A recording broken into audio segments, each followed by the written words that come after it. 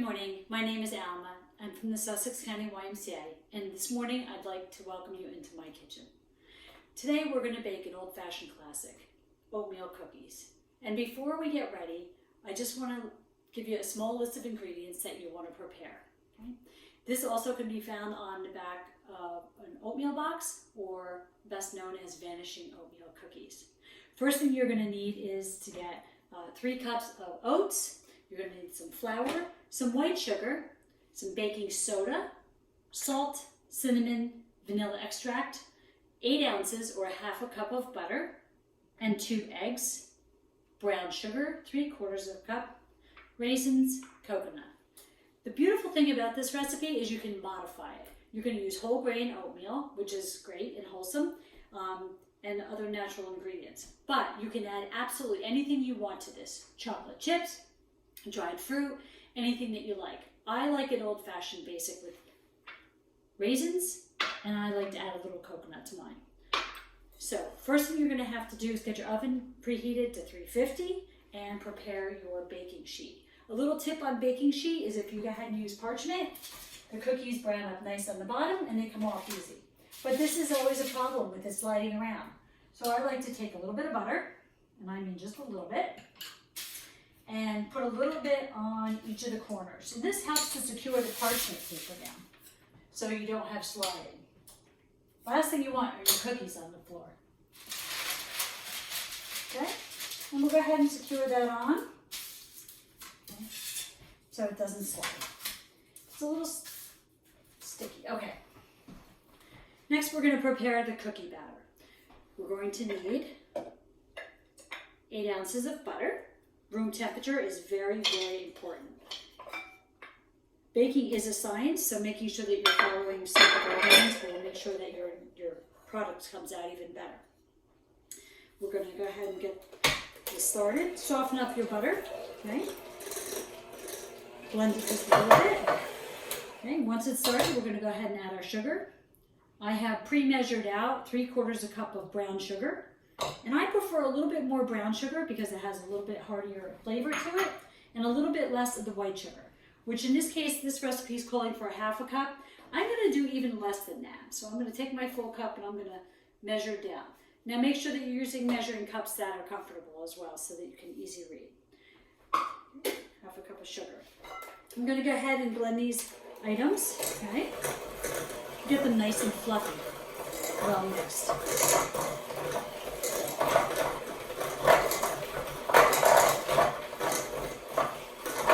Okay, once they're blended, I'm going to start adding some of my other ingredients. I'm going to start with my eggs. Now you can crack your eggs into a bowl first to make sure that you don't get any shells, but if you're feeling pretty confident, go ahead and put your eggs right in.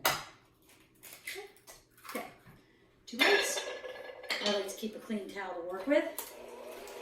You're going to incorporate the eggs. Okay, keep moving my bowl around. This bowl, by the way, has been in my family for probably 50 years, at least 40, I'm going to say 50. It was my mother-in-law's, and I have made hundreds and hundreds of recipes. Okay, my eggs are blended really nicely in with my butter. Show you my consistency, it's light and fluffy. Now I'm going to go ahead and add my vanilla. I love vanilla extract. So I'm going to go just a little bit over what they're calling for. 1 teaspoon is generally what they add. I'm going to give it just a little splash extra in there. Okay. We'll blend the vanilla in.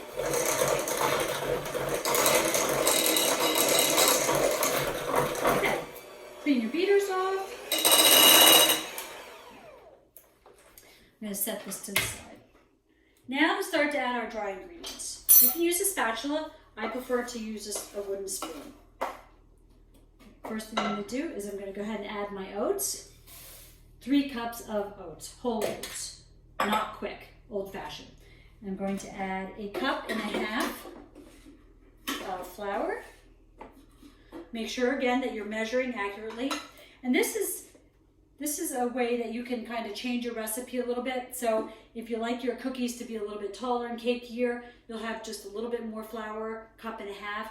If you want your cookies to be a little more buttery and spread out and get crispy edges, I'm going to use just a little bit less flour in there. Okay.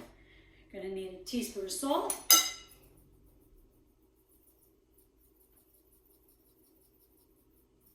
Salt helps to bring the flavors up and balances out the sugar. Okay.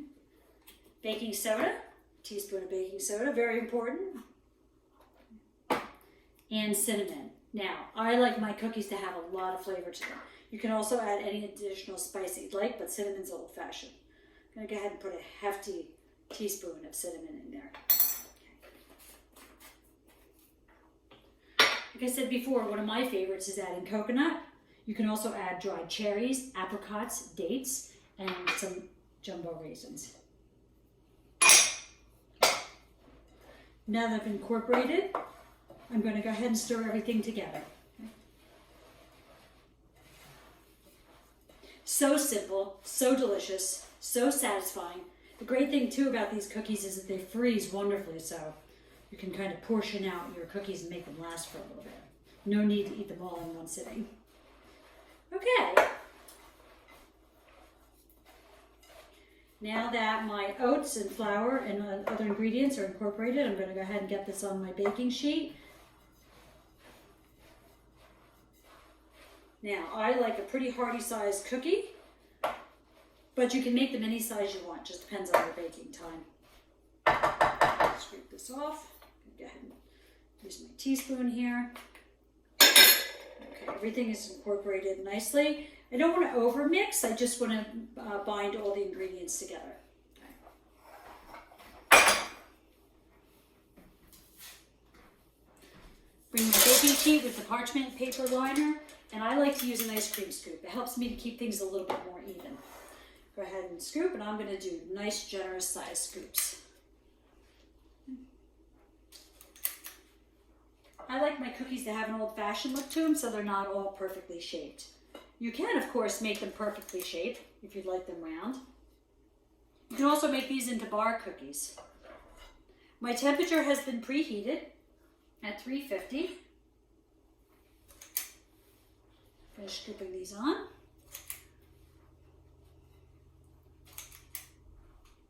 Just a few more. Oh, that's a really big one. Let's take a little bit off of that.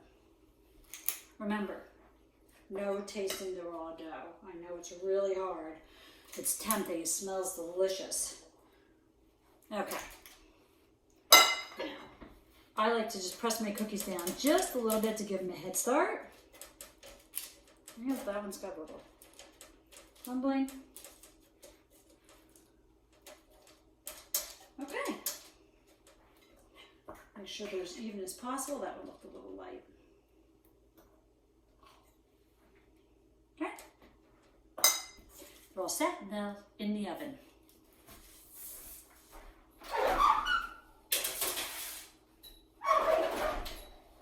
This size cookie should bake about 12 minutes, but I'll check. I like them extra brown on the outside. So, we'll wait till they're all done.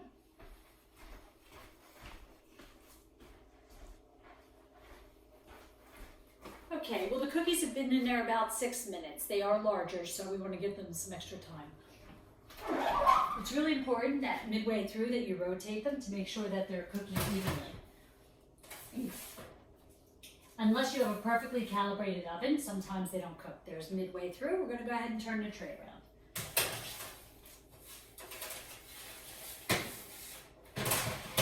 Okay. The timer's set, and we'll give them another 6 minutes. Meanwhile, while you're waiting, pick up a good book or clean up the kitchen a little bit. It goes quick.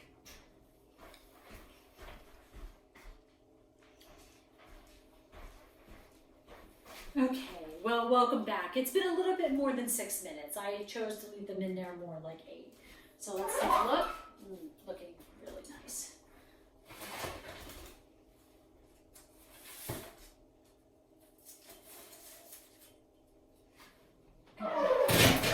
Oops, don't mind the squeak on my oven. It gets a lot of use. So now my cookies have come out. I'm going to go ahead and transfer them onto a cooling rack. See, they're all a little bit misshapen, have a nice old-fashioned homemade look. They smell delicious. Oh, I can hardly wait for one to cool. Okay, so I'm going to get these cooled on the rack, and I'll get my last set on. Oh, there's a beautiful plump little raisin. I'm going to put that aside. Okay, and we'll go ahead and get the last batch ready to go. Okay, again, nice big generous cookies. That way you don't feel so guilty when you only eat one.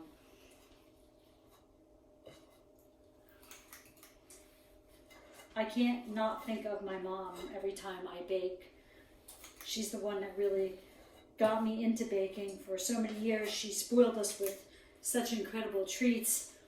And it wasn't until I was an adult that I realized if I wanted them all the time, I would have to learn to make them. So it became a passion to be able to emulate a lot of my mom's baking over the years. And now I get to share it with them.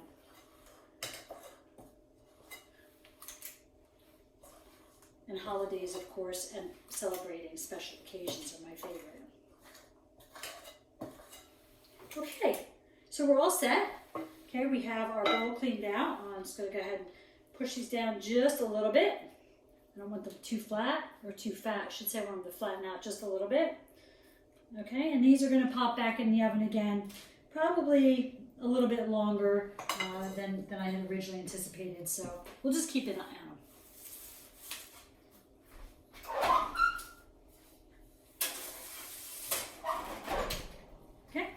Well, until those come out, we have some delicious, beautiful oatmeal cookies to enjoy.